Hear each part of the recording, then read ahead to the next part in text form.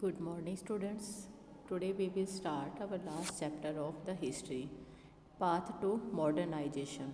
Modernization क्या होता है? जिसमें हर चीज़ डेवलपमेंट हो चुकी होती है, लाइक दैट इंडस्ट्रीज डेवलपमेंट होती है, आयरन माइंस हैं, यानी कि उनके रास्ते हैं। इस चैप्टर के अंदर हम जापान और चाइना के बारे में पूरा कंप्लीट पढ़ेंगे कि चाइना में क्या क्या ऑक्यूपेशन थे, जहाँ पे खाने के लिए क्या चीज़ें होते थे, राजवंश कैसे होते थे, उसके बारे में let's start this chapter. East Asia at the beginning of the 19th century was dominated by the China. जो ईस्ट एशिया का पार्ट है 19th सेंचुरी के अंदर चाइना के द्वारा डोमिनेट किया गया था। The king dynasty is a long tradition seemed secure in its power. कहते हैं कि जो इसके अंदर जो सिंह जो राजवंश था, जो डायनेस्टी थी, जो सिंह डायनेस्टी, इन्होंने अपनी पावर को कंट्रोल में कर रखा था, अपनी सिक्योरिटी इन्होंने अपनी तरफ से किया हुआ था। We Japanese small island country seem to be lock yet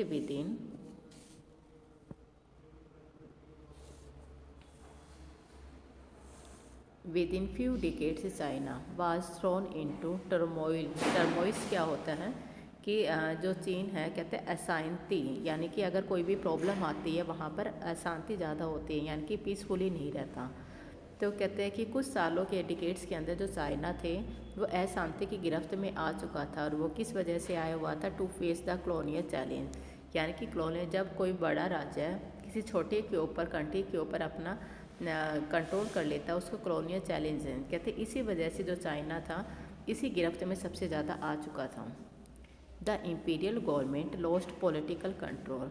तो इन्होंने, गवर्नमेंट ने क्या किया? अपनी जो पॉलिटिकल पावर थी बिल्कुल खो दी। वाज अनेबल टू रिफॉर्म, और इन्होंने क्या किया? हर प्रयास किए अपने आप को इम्प्रूव करने के लिए। And the country was conversed by civil war. जब पूरी कंट्री आपस के अंदर, यानी कि जब सिविल वार चल रहा था, कहते हैं कि आपस में जब लड़ झगड़ रहे थे, उसके आपस में ही लपेटे में आ गए। तो जापान ने क्या किया? On the other hand was successfully in building a modern nation state. तो उसी तरफ से जापान ने क्या किया? अपने आप को एक नेशन स्टेट बनाने के अंदर, कहते हैं अपने आप को, तो वो सक्सेसफुल हो गया था।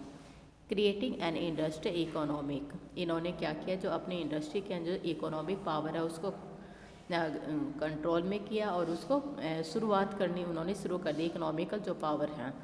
And even establish a colonial empire by incorporating Taiwan. ये ताइवान की हेल्प करते हुए इन्होंने जो कॉलोनियल एम्पायर को भी एस्टैब्लिश किया था।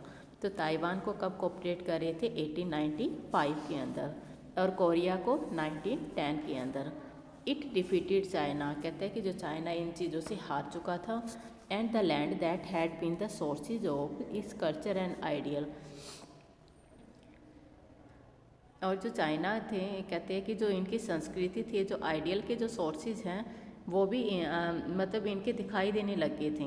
एंड इन 1894 के अंदर कहते हैं कि जो चीन को हराया गया था, और 1905 के अंदर जो रशिया था एक यूरोपियन पावर के रूप में उभर कर आया था उस समय के अंदर है, क्योंकि 1905 के अंदर रशिया रिवॉल्यूशन हमने पढ़ा था ना, तो वो सेम वही था। कहते हैं रूस भी है अपनी, रशिया भी है, वो काफ़ी इम्प्रूव कर रहा था, लेकिन जो चाइना है वो थोड़ा सा डिक्रीज वे के अंदर जा रहा था।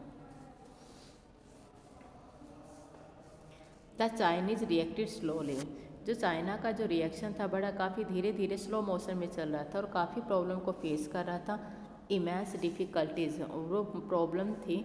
दे सोट टू रीडिफाइन, कि हर चीज़ को दोबारा से उनको स्थापित करने की कोशिश कर रहे थे, अपने ट्रेडिशन को, to cope with the modern world.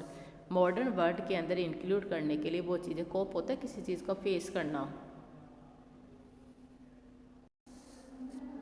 They found that they could achieve both objective.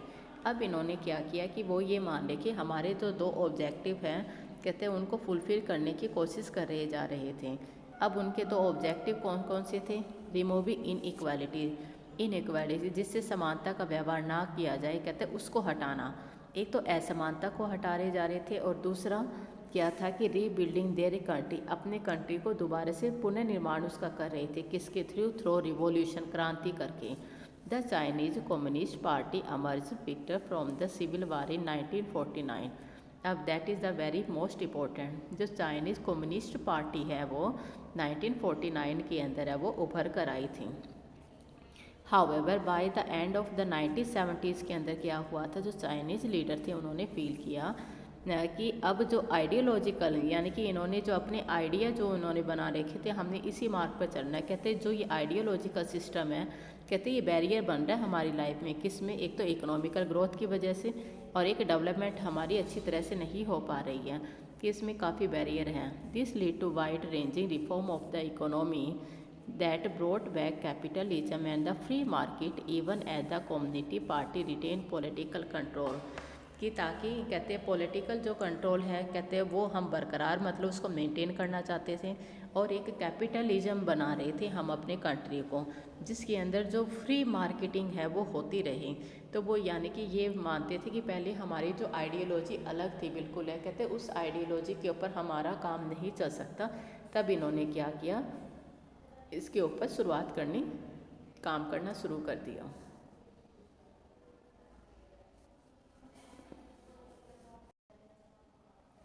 Japan became an advance industrial nation, जो जापान एक एडवांस के जो इंडस्ट्रियल नेशन माना जाता है, जिसमें इंडस्ट्री भी डेवलप हो रही थी और वो एडवांस भी काफ़ी हो गया था। But its drive for empire lead to the war and defeated at the hand of the Anglo American forces. लेकिन कहते हैं कि 1945 के अंदर जब एंग्लो अमेरिकन है कहते हैं कि जब उसके हाथों में कहते हैं वो उसे हार दिया गया था, और उन्होंने क्या कहते हैं कि जैसे भी साम्राज्य को एम्पायर को बढ़ाने की कोशिश की, ये जो लालसा थी कहते हैं इसने अपने आप को मतलब बिल्कुल ख़त्म कर दिया था जापान ने। वैसे तो अपना एडवांस और इंडस्ट्रियल माना जा रहा था इसको। And the US occupation marked the beginning of more democratic political system and Japan rebuilt it's economy. तो जापान ने क्या किया, ये अपनी इकोनॉमी को दोबारा से रिबिल्ड करने की कोशिश की। अब वो 1970s के अंदर उभरा एक मेजर इकोनॉमिक पावर के रूप में इसने क्या किया, दोबारा से अपनी आर्थिक शक्ति है जो इकोनॉमिकल पावर को इम्प्रूव करने की कोशिश की। The Japanese path to modernization, अब जो जापानीज है कहते हैं मॉडर्नाइजेशन की तरफ उसका जो पाथ था क्या था, वाज बिल्ड एंड कैपिटलिस्ट बनाना, पूंजीवादी बनाना, ठीक है, ज़्यादा इकोनॉमिक बनाना, इनका एक प्रिंसिपल था। Took place with in a world, कहते एक वर्ल्ड के अंदर अंदर ये चीज़ें हो रही थी, और कौन डोमिनेट कर रहा था, बाय द वेस्टर्न कॉलोनियलिज्म। तो ये कॉलोनियलिज्म की वजह से ये डोमिनेट हो रही थी ये। अब क्या किया, जो Japanese explanation was justify by the call to resist western domination and liberate Asia, Asia को लिबरेट करने की इन्होंने कोशिश की। द रैपिड, कहते हैं जो डेवलपमेंट है काफ़ी तेज़ी से होने लगी थी, लेकिन इन्होंने क्या किया, जो ये डेवलपमेंट हो रही थी कहते हैं ये अंडरलाइन करती है, इसको शो करती है, किस चीज़ को शो करती है, the strength of the tradition, कि इनकी ट्रेडिशन की जो पावर है वो काफ़ी है जापान इंस्टीट्यूट के अंदर और सोसाइटी में, और इसके अंदर काफ़ी एबिलिटी भी है ताकि हर चीज़ को वो सीख सकें।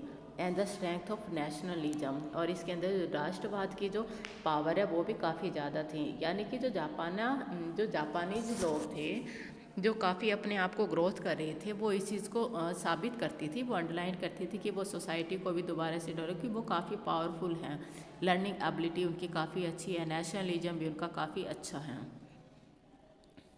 Now China and Japan have had a long tradition of historical writing was an important guide for the rules and proved the standard by which they could।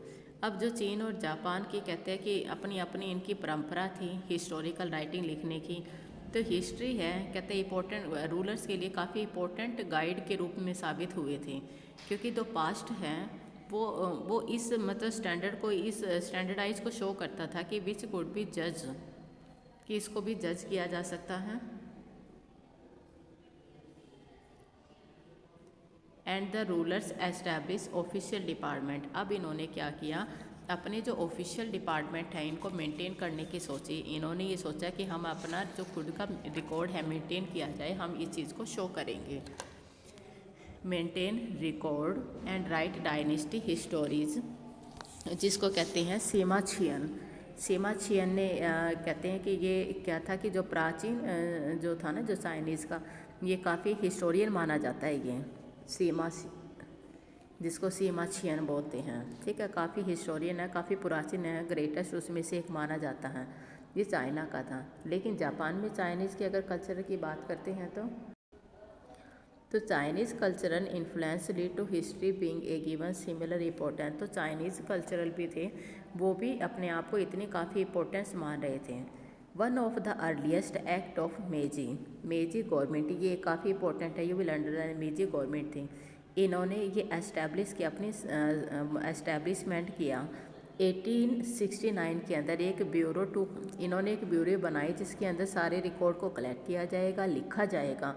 इससे क्या थे, जो विक्टर के वर्जन थे उससे मैजी रिस्टोरेशन, मैजी रिस्टोरेशन क्या होता है कि दोबारा से किसी भी चीज़ की पुनर्स्थापना करना, ब्यूरो की स्थापना करना, जिसके अंदर जो जितने भी विक्टर थे ना, जितने वाले थे, उनके नज़रिए से हमने ये लिखने का काम शुरू करना था, जो जितने वाले लोग होते हैं उनके। तो there were great respect for the return record, इन रिटर्न रिकॉर्ड की काफ़ी इंपॉर्टेंट रहती थी। लिटरेसी एबिलिटी को, लिटरेसी एबिलिटी है वाज हाईली वैल्यू, कहते हैं काफ़ी इंपॉर्टेंस भी दी जाती थी इन लोगों को और इनकी रिस्पेक्ट भी की जाती थी। यानी कि जो रिकॉर्ड ये लिखने वाले होते थे, इनको इम्पोर्टेंस तो दी जाती थी और इनकी रिस्पेक्ट भी की जाती थी। This has meant that wide range of return material, official histories, scholarly writing, popular literature, religious practice are available. ये सारी चीज़ें कहते हैं उस चीज़ के लिए अवेलेबल होती थी। और प्रिंटिंग और पब्लिशिंग है इंडस्ट्रीज़ के अंदर काफ़ी इंपॉर्टेंट रोल प्ले कर रही थी। To trace the distribution of the book in the 18th century, China और Japan, modern scholar have used this material in a new and different way. अब चीन और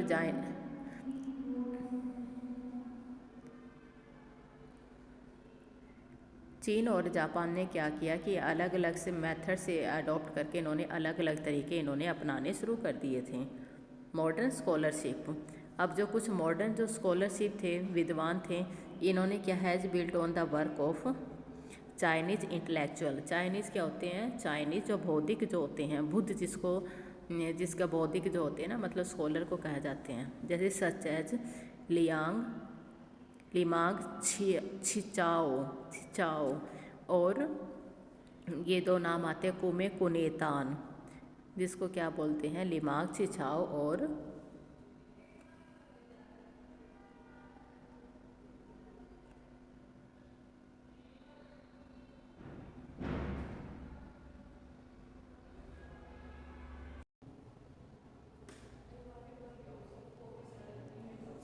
Now this is the introduction of China and Japan present a physical contact. China is a vast continent country span many climate zone, यानी कि China जो है कहते हैं इसका जो एरिया है काफ़ी बड़ा है और इसमें क्लाइमेट जोन है, काफ़ी क्लाइमेट जोन आती हैं इसके अंदर। The core is dominated by 3, जो मेन इंपॉर्टेंट पार्ट है इसमें से जो 3 मेजर नदियाँ हैं वो निकलती हैं, जैसे येलो रिवर जिसको बोलते हैं हुआंग हे, द यांगत्सी नदी जिसको रिवर बोलते हैं, इसको बोलते हैं सांग छियांग। ये वर्ल्ड की सबसे लंबी नदी है जिसको थर्ड पार्ट बोलते हैं द पर्ल रिवर, जो पर्ल रिवर बोलते हैं। कहते हैं इसका जो मोस्टली जो माउंटेन जो पार्ट है इनका, ये मतलब पहाड़ी एरिया है इसमें, नदी को छोड़कर इसमें। अब करते हैं डोमिनेटेड एथनिक ग्रुप, यानी कि जो काफ़ी जो जाति के आधार के ऊपर ना कोई भी इंपॉर्टेंट अगर कोई ग्रुप माना गया है उसको कहते हैं जो डोमिनेटेड है हैन। एंड द मेजर लैंग्वेज, जो मेजर इनकी लैंग्वेज बोली जाती है चाइनीज़, जिसको बोलते हैं पुतोग हुआ। काफ़ी इसमें नेशनलिटीज़ भी मिलती हैं, जैसे कौन कौन सी है, उईगुर, फिर आता है हुई, फिर माचू, फिर तिब्बती। कहते हैं इसके साथ साथ में काफ़ी अदर डायलेक्ट भी आती है जिसको कैनोनीज यूई भी बोलती हैं। फिर नेक्स्ट आता है संघाईनीज। कहते हैं ये मिनोरिटी जो लैंग्वेज होते हैं, मिनोरिटी के होते हैं जिनकी संख्या काफ़ी कम होती है, फिर भी ये लैंग्वेज इनकी बोली जाती है। चाइनीज़ फूड है, आपको पता है कितने ज़्यादा इंपॉर्टेंस है चाइनीज़ फूड है। इनकी रीजनल डाइवर्सिटीज़ हैं, मतलब अलग अलग क्षेत्र पे ये चीज़ें वेरी करती है अलग। जो बेस्ट नोन है जो सॉर्दर्न के अंदर है उनको कैनोनीज क्विजिन बोला जाता है।